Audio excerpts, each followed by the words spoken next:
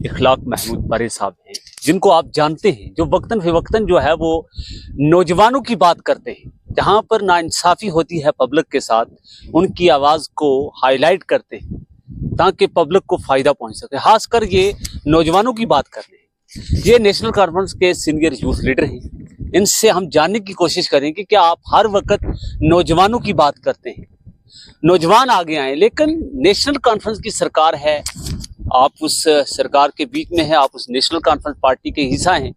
Youth ही है जो जिसके ऊपर जो है बहुत बड़ा एक इंसान को भरोसा होता है। आप बताइए कि आपके इस सरकार ने जो बजट जम्मू कश्मीर में पेश किया, उसमें नौजवान यूथ के लिए क्या है? सबसे पहले तो मैं आपको मुबारकबाद देता हूं कि आपने इस बजट को लेकर जो है हमारे साथ डिस्कस किया। बजट की बात अगर करें, नेशनल कॉन्फ्रेंस की तरफ से जब इलेक्शन हुआ तो एक गारंटी कार्ड सामने आया आवाम के बीच। उसी गारंटी कार्ड को मद्देनजर रखते हुए आवाम ने जो है नेशनल कॉन्फ्रेंस को जो है जिताया और भारी अक्सरियत से जिताया। और आज इस बात की मुझे खुशी है कि जो बजट उमर अब्दुल्ला साहब ने लाया है, इस बजट के अंदर क्या है। इस बजट के अंदर जो सबसे पहली गारंटी कार्ड था उसमें था एलपीजी सिलेंडर गैस। तो अल्हम्दुलिल्लाह नेशनल कॉन्फ्रेंस की तरफ से जो पहला वादा किया गया था वो पूरा किया गया। इससे पहले आपने देखा कि वुमेन्स को जो जितनी भी वुमेन्स थी उसमें कोई क्राइटेरिया नहीं है। वुमेन्स को जो है फेयर जितना भी था उनको फ्री ऑफ कॉस्ट कर दिया गया और वो अभी तक है और उसको कंटिन्यू किया गया। इसी बजट के अंदर रेगुलाइजेशन की बात की गई। आपको पता है कि पिछले 15 साल से 20 साल से जो लोग टेम्परेरी काम कर रहे थे, जो रैबरे खेलते, जो कंट्रेक्चुअल बेस पे काम कर रहे थे, तो इस सरकार ने उसी रेगुलाइजेशन बात देता हूं कि पहली बार जम्मू कश्मीर में देखा कि अवाम के मसाइल को, अवाम के दर्द को समझते हुए जम्मू कश्मीर की सरकार जनाब उमर अब्दुल्ला साहब ने जो है ये बजट लाया है। क्या जिस तरीके से 12 सिलेंडर रखे थे अब 6 क्यों हैं? अब अगर बजट पेश किया, सरकार आ गई, बड़ी दम वाली सरकार है, तो 6 सिलेंडर क्यों दिए? और वो भी वो लोग हैं जो बहुत कम हैं, उनको 6 सिलेंडर दिए जाएंगे। क्या बीपीएल वाले जो लोग हैं, ज्यादा जो इस वक्त पॉपुलेशन है, वो बीपीएल जुमरे में जो लोग आ रहे हैं, उनके लिए क्या वो लोग भी तो बीच में लाने थे आपने? आप क्या चाहते हैं कि जो सेंटर इस वक्त जो है बीजेपी की हुकूमत कर रही है पिछले 10-15 साल से, वही चीज नेशनल कॉन्फ्रेंस कर रही है? आप चाहते हैं कि जो बीजेपी के द्वारा चंद चुनिंदा लोग जो खासम थे, जिसके पास पैसा था, उन्हीं लोगों को जो सरकार की तरफ से फायदा, 12 सिलेंडर की बात लेट मी कंप्लीट। मैं आपको बताता चलूं कि ये नेशनल कॉन्फ्रेंस की सरकार है, ये लोगों के सरकार है, ये अवाम की चुनिंदा सरकार है। सरकार ने तमाम चीजों का जायजा लिया। जायजा करने के बाद ये सोचा कि जो वो लोग हैं जिनको आज तक पिछले 70 साल से कोई बेनिफिट नहीं मिला, सबसे पहले हम उनको जो है मिडिल क्लास तक लाएंगे। और जब वो अपनी रहना, उठना, बैठना और घर का खर्चा निजाम जो है बेहतर करेंगे, उसके बाद जो नेक्स्ट क्राइटेरिया होगा वो बीपीएल क्राइटेरिया होगा। हर चीज को मद्देनजर रखते हैं। अक्सर होता ये था कि जब हिंदुस्तान के अंदर या जम्मू कश्मीर की बात करूं तो सरकार जब स्कीम आती थी, चंद चुनिंदा लोग जो थे, किसी का असर रसूख अच्छा था, वो उस स्कीम का फायदा उठाता था। लेकिन इस बार मैं मुबारकबाद देता हूं नेशनल कॉन्फ्रेंस सरकार को कि जिन्होंने ये कहा कि नहीं, सबसे पहले हम उन लोगों को उठाएंगे जिन लोगों को पिछले 70 साल से कोई फायदा नहीं हुआ है। तो मैं जो ये अब, हालांकि गारंटी कार्ड में 12 सिलेंडर थे, आप देखिए कि पिछले 10 साल में यहाँ के निजाम क्या था। इस निजाम को दुरुस्त करने के लिए कोई भी स्कीम जब आती है, उस स्कीम के लिए फंड भी होना जरूरी है। आपने अगर 12 सिलेंडरों की बात की थी तो फिर 12 ही लाने थे ना।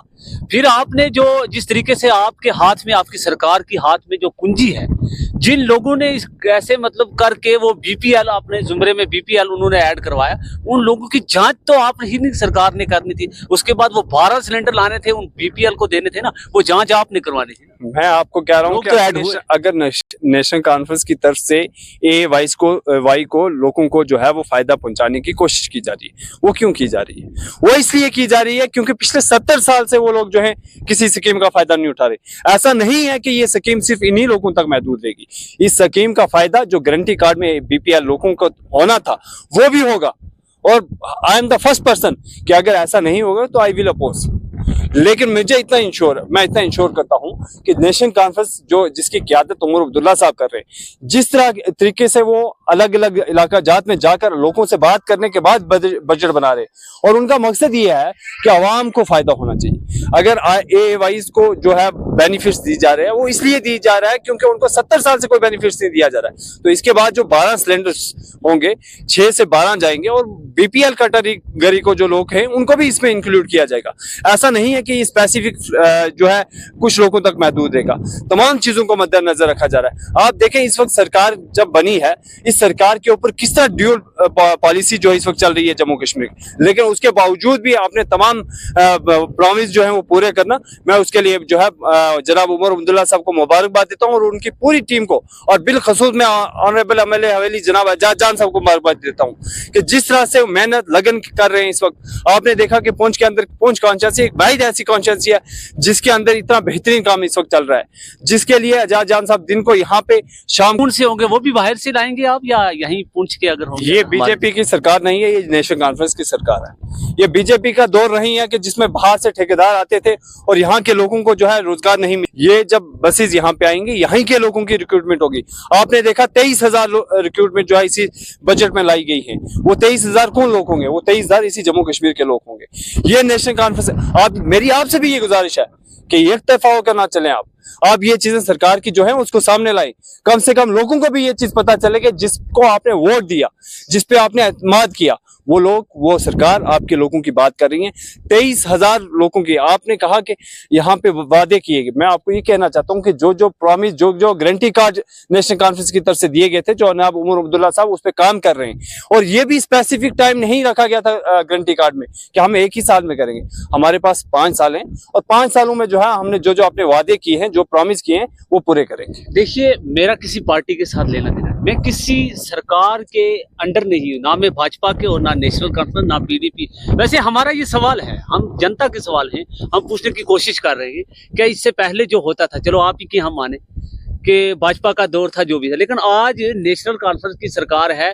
अगर बसें भी और ड्राइवर भी अगर बाहर से आए, तो ये जो लोग हैं इनके लिए भी तो कुछ होना चाहिए ना। चलो हम मानते हैं आपकी बात, मुझे आपने जो किया है, अब कितना इसके ऊपर नेशनल कॉन्फ्रेंस की सरकार जो है वो उतरती है, कितने लोगों को बेनिफिट होता है, क्या BPL जो लोग हैं वो भी अब अपने जो कार्ड है वो गले में डालकर आप बसों पे बैठेंगे, या AAY वाले, तो उस पे भी हम देखते हैं। ये मैं आपको देखो, एक चीज क्राइटेरिया, एक ऐसी चीज होती है, आपने देखा कि इस वक्त जो है वुमेन्स को जो है फेयर बिल्कुल फ्री का दिया गया। आप कभी एक बार बस स्टैंड जाके वहां पे न्यूज चलाए ना, वहां पे देखें कि किसी का कार्ड चेक किया जाता है, वहां पे देखा जाता है कि ये फलानी कैटेगरी से है, ये फलानी कैटेगरी से। यही सरकार ने इन्हीं लोगों को फायदा किया। वो बहनें जो हैं वो हमारी हम में से ही हैं, वो तमाम लोग जो हैं हम में से ही हैं, वो इसी जम्मू कश्मीर के बाशिंदा हैं, उन्हीं को ये फायदा दिया जाता है। और अगर आप कहेंगे कि बाहर से जो है वो उनको ड्राइवर या कंडक्टर्स मंगाए जाएंगे, ऐसा बिल्कुल भी नहीं होगा।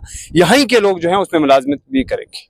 बहुत बहुत शुक्रिया। ये थे अखलाक महमूद परेज साहब, जिन्होंने बड़ी तफसीली बात की है क्या जो जो बजट में था, जो पेश किया गया, वो इस तरीके से अब उसमें कितना इम्प्लीमेंट होता है, क्या लोगों को फायदा पहुंचेगा, या वही बसों वाली बात होगी, या इन्हीं से सुना।